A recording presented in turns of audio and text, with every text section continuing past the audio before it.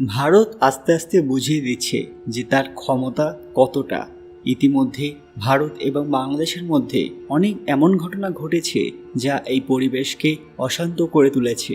আবার পাওয়া গেল এক এমন খবর যা অনেকের মাথায় বজ্রের মতো আঘাত করেছে। ভারত থেকে সবজি রপ্তানি বন্ধ। হ্যাঁ, এবার কি বাংলাদেশে খাদ্য সংকট দেখা দেবে? ভারত হঠাৎ করে সবজি রপ্তানি বন্ধ করার ঘোষণা করে দিয়েছে। ভারতের সরকার জানিয়েছে যে দেশের অভ্যন্তরীণ চাহিদা মেটাতে এই সিদ্ধান্ত নেওয়া হয়েছে। বিশেষ করে পেঁয়াজ, আলু এবং টমেটোর মতো নিত্য প্রয়োজনীয় সবজির দাম ভারতেও দ্রুত হারে বৃদ্ধি পাচ্ছে, ফলে তারা রপ্তানি সীমিত করতে বাধ্য হয়েছে। এই সিদ্ধান্তের ফলে বাংলাদেশে সবজির বাজারে দ্রুত প্রভাব পড়েছে। পেঁয়াজের দাম হঠাৎ করে বেড়ে গেছে এবং আলু এবং অন্যান্য সবজির সরবরাহেও ঘাটতি দেখা দিয়েছে। ব্যবসায়ীরা বলছেন, ভারত থেকে আমদানি বন্ধ হলে সাধারণ মানুষের ক্রয় ক্ষমতার ওপর এর দীর্ঘমেয়াদী প্রভাব পড়তে পারে। সরকার পরিস্থিতি নিয়ন্ত্রণে রাখার চেষ্টা করছে এবং বিকল্প উৎস থেকে সবজি আমদানি করার পদক্ষেপ নিচ্ছে। তবে ভারত থেকে আমদানি বন্ধ হওয়ায় তাৎক্ষণিক চাহিদা মেটাতে কিছুটা সময় লাগবে বলে মনে করা হচ্ছিল।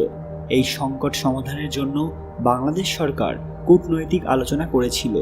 আশা করা হচ্ছিল যে আলোচনা সফল হলে ভারত থেকে আবার সবজি রপ্তানি শুরু হতে পারে। এছাড়াও ছিল মূল্যস্ফীতির ঘটনা। ভারত থেকে সবজি রপ্তানি বন্ধ হওয়ার পর বাংলাদেশে পেঁয়াজ এবং আলু, টমেটোর দাম দ্রুত বৃদ্ধি পেয়েছে। ঢাকার বাজারে পেঁয়াজের দাম এক সপ্তাহের মধ্যে দ্বিগুণ হয়ে গেছে।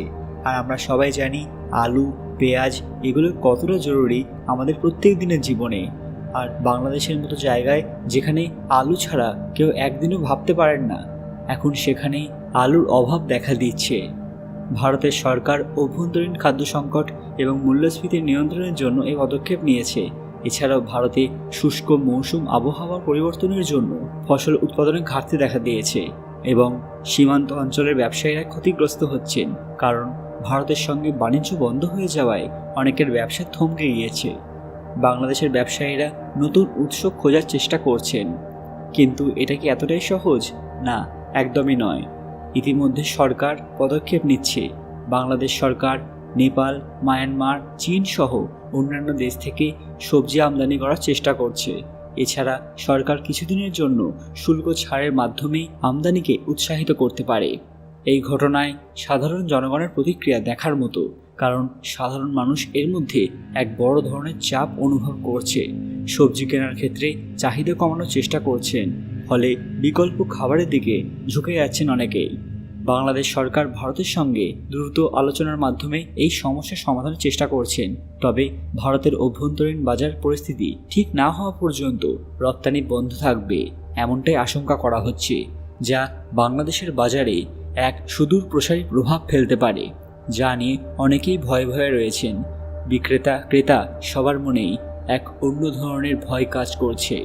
ঠিক কী ঘটবে জানা যাবে ভবিষ্যতেই। বন্ধুরা, এই বিষয়ে আপনাদের প্রতিক্রিয়া কি কমেন্ট বক্সে অবশ্যই জানাবেন। যদি ভারত থেকে বাংলাদেশে সবজি রপ্তানি পুরোপুরি বন্ধ হয়ে যায়, তাহলে বাংলাদেশের উপর এর কোন ধরনের প্রভাব পড়তে পারে আপনাদের কি মনে হয়? ভিডিওটি অবশ্যই শেয়ার করে সবাইকে জানার সুযোগ করে দেবেন। পরনে যে টি শার্টটা আছে সেটা কিন্তু বাংলাদেশের, পরনে প্যান্টটা যে আছে রকিস এটা কিন্তু ইন্ডিয়ান জিনিসটা আমার কাছে বিশেষ করে বেটার মনে হয়, কারণ আমি এখন যে শার্টটা পরে আছি এটাও ইন্ডিয়ান। এটা আমি ইন্ডিয়াতে গিয়ে যে দামে কিনেছি, বাংলাদেশে ওই দাম দিয়ে এরকম একটা কোয়ালিটিফুল প্রোডাক্ট পাওয়া সম্ভব না।